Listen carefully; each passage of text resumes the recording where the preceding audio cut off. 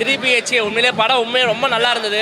Audience middle class family எல்லாருமே பார்க்க வேண்டிய படம். ட்ரைலர்லேயே வந்து எல்லாத்தையுமே சொல்லிட்டாங்க. இது நீங்கள் ஈஸியாக கை தட்டிலாம் வெளியே வர முடியாது. ஒரு கண் கலக்கிட்டு தான் வெளியே வரலாம். கல்யாணம் பண்ணிப்பாரு, வீட்டை கட்டிப்பாரு, குழந்தை குட்டி பெற்றுப்பாரு. சித்தார்த்தலாம் என்ன மனசையா வாழ்ந்துருக்கு அவ்வளோ படத்தில். படம் ஃபஸ்ட் கிளாஸாக இருந்தது. சரத்குமார் ஆக்டிங் சொல்லவே தேவையில்ல. ஐயா படம் பார்த்த மாதிரியே ஒரு ஃபீலிங்கு. அப்படியே எமோஷ்னலாக சூப்பராக பண்ணிட்டாரு. ஃபஸ்ட் கிளாஸ் வந்து ஆப்சம் மூவி. ஐயோ அவங்க காம்போ வந்து சொல்லவே தேவையில்ல. சூரியவம்சம் படம் எப்படி இருந்ததோ அதே மாதிரி தான் இப்பயும் இருக்குது. பட் பேசவே இல்லை, அவ்வளோவா பேசாமல் ஆக்டிங்கில் எல்லாமே காமிச்சிட்டாங்க. நல்ல மூவி, ஃபஸ்ட் கிளாஸ் மூவி. அவரும் வந்து நல்லா பண்ணியிருக்காரு. அண்ணன் கேரக்டரு, அவர் தங்கச்சி கேரக்டர் நல்லா பண்ணியிருக்காங்க. Overall family. வாடகை வீட்டில் இருப்பாங்க, அப்புறம் இன்னொரு வாடகை வீட்டுக்கு போவாங்க, அப்புறம் இன்னொரு வாடகை வீட்டுக்கு போவாங்க.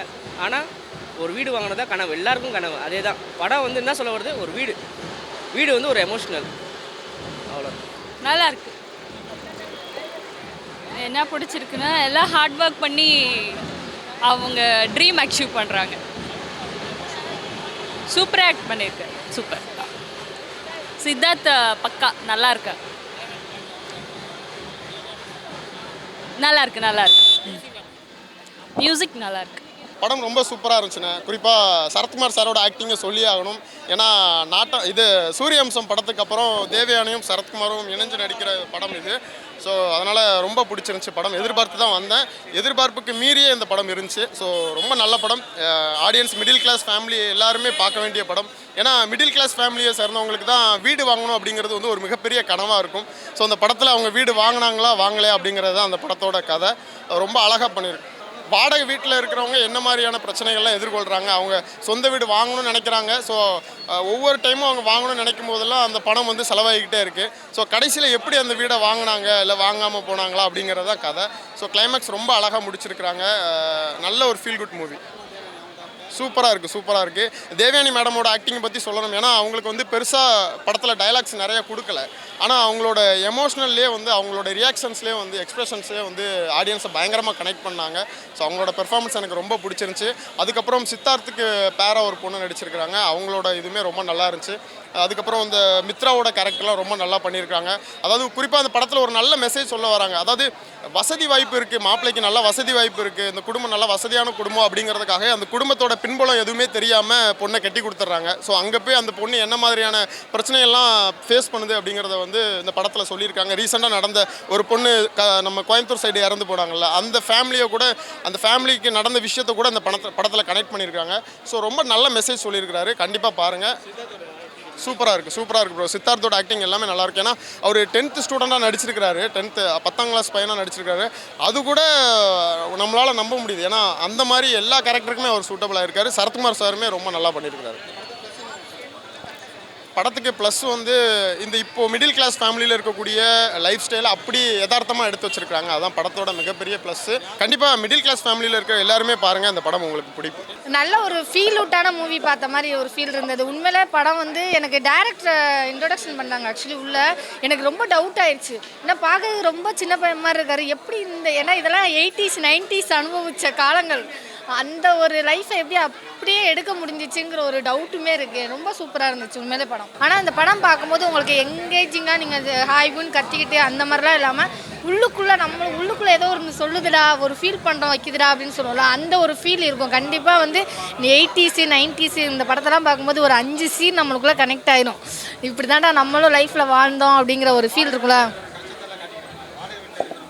அதெல்லாம் ரொம்ப தெளிவாகவே காட்டியிருக்காங்க. ஒரு சின்ன விஷயமா இருக்கட்டும், ஒன்றும் இல்லைங்க, படிக்கிற விஷயமா இருக்கட்டும், அது வந்து ஹவுஸ் ஓனருக்கு தான் மொட்டை மாடியிலேருந்து பால்கனி வரைக்குமே வாடகை கொடுக்கறது மட்டும்தான் நம்ம அப்படிங்கிறதெல்லாம் காமிச்ச விதமாக இருக்கட்டும். கடைசி வரைக்கும் மிடில் கிளாஸால் வீடே வாங்க முடியாதுடா போங்கடா அப்படின்னு சொல்கிற லெவலுக்கு நம்மளே ஃபீல் பண்ண வச்சுருவாங்க. அதுக்கப்புறம் தான் உங்களுக்கு அந்த ஒரு ஃபீலே வரும். நம்ம வந்து அவரோட ஆக்டிங் உண்மையிலே வேறு லெவலுங்க. சீரியஸாகவே எப்படி சொல்கிறதுனா, ஒரு ஸ்கூல் பையனாக இருப்பார், திடீர்னு காலேஜ் ஸ்டூடெண்ட்டாக மாறுவார். அதுவும் மிடில் கிளாஸ் காலேஜுன்னு ஒன்று இருக்குது. பணம் கட்டி மேனேஜ்மெண்ட்டில் சேர்ந்தாலும் ஏதோ ஒரு பேருக்குன்னு போயிட்டு வர அந்த ஒரு லைஃப் ஸ்டைல்லாம் இருக்கும்ல, அந்த லைஃப் ஸ்டைல்லாம் நல்லாவே பண்ணியிருப்பார்.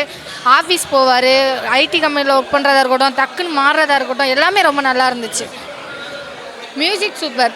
உங்களுக்கு ஃபீல் விட்டாக இருக்கும். ரொம்பலாம் நீங்கள் நினைக்கிற மாதிரி எங்கேஜிங்காக கத்திக்கிட்டு ஆபோன்னு சண்டை போட்டுக்கிட்டு அப்படியே ஒரு மாஸ் டைலாக் பேசிக்கிட்டு எதுவுமே இருக்காதுங்க.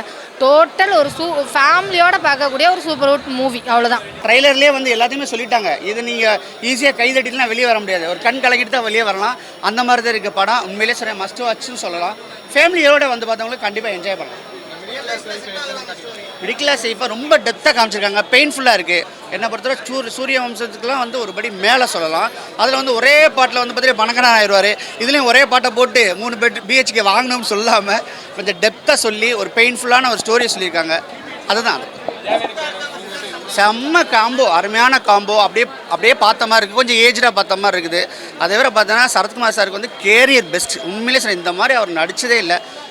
பச்சைக்கிளி முத்துச்சரத்தில் பார்த்தோம்ல அந்த மாதிரி இருக்குது. ஒரு ஃபேமிலி மேன் எப்படி போவார் வருவார் இதில் மாட்டுவாருங்கிற மாதிரி க்ளீனாக பண்ணியிருக்காங்க. அதுக்கடுத்து பார்த்தீங்கன்னா நம்ம சித்தார்த்துக்கு வந்து வரிசையாக 2-3 படம் ஃபெயிலியர்னு சொன்னாங்க. இந்த படத்தில் அவர் பெரிய கம்பேக் கொடுத்துருக்காப்புல.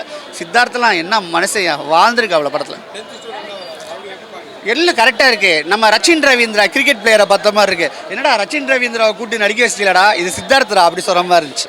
கல்யாணம் பண்ணிப்பாரு, வீட்டை கட்டிப்பாரு, குழந்தை குட்டி பெற்றுப்பாரு. இதுதான் என் படம். என்னதான் பெருங்குளத்தில் வீடு வாங்கினாலும் வேளச்சேரியில் இடம் வாங்கினாலும் சரி, புரியுதா, கூட்டு குடும்பமாக தான் வீடு. அந்த காலத்தில் 2027 17 லட்சத்தில் வீடே கிடைக்காது சத்தியமாக. இப்போ நீ வேளச்சேரியில் பெருங்குளத்து போய் ஆனால் ஒன்று கேட்குறேன், எதுக்கு டைரக்டர் அடிக்கடி பெருங்குளத்தில் வேளச்சேரியே காட்டுறாரு? இதெல்லாம் ஒன்றும் புரியல. ஏன்னா ஒருவேளை அங்கே வாழ்ந்தாரா என்னன்னு தெரியல, அனுபவிச்சு எழுதிக்கிற மாதிரி தெரியுது. அவர் கஷ்டப்பட்டுருப்பாருன்னு நினைக்கிறேன் 4 கிரவுண்டு வாங்குறதுக்கு, அந்த இடத்துல 1/2 கிரவுண்டு வாங்குறதுக்கு. ஆனால் சென்னையிலலாம் வாங்க முடியாது. சென்னைக்கு லீஸுக்கே வந்து 2 கோடி கேட்குறான். அப்படி பெருங்குளத்தில் வாங்க முடியாது, பிளாட்டு தான் வாங்க முடியாது. அது லிஃப்ட் இருக்கும். இதுதான் கதை. அந்த மனுஷன் தன் மனைவி கிட்ட எப்படி இருக்கிறாரோ இப்போ அதே தாங்க. அது அப்படியே இந்த ஸ்க்ரீன் பிளேயில் அவருக்கு அந்த வெளிப்பாடு தெரியுது. மனைவி கிட்ட எவ்வளோ அன்பாக இருக்கிறது இந்த படத்தில் மூலியமாக தெரிவிச்சுக்கிறாரு.